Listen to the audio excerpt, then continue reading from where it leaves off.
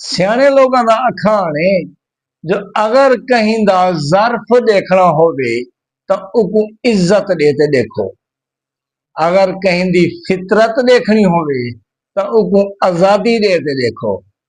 अगर कहीं दी नीयत देखनी होवे उको वल कर्जा देते देखो। लागो ना पता वैसी कि टाइम दे वलेंदे या रड़वेंदे।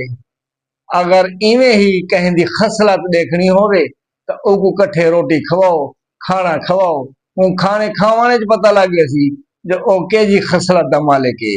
इवें ही कहीं दा सबर देखना होवे तो उको खामखा उहदे उते तनकीद करके देखो। देखो वल किवें भड़क दे, पता ना लगे सी जो के जे सबर दा मालिक है।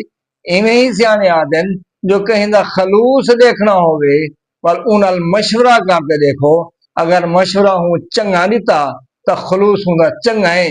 अगर हूँ मशवरा उल्टा दे दिता तो वल खलूस दा तो कोई पता लग गया सी।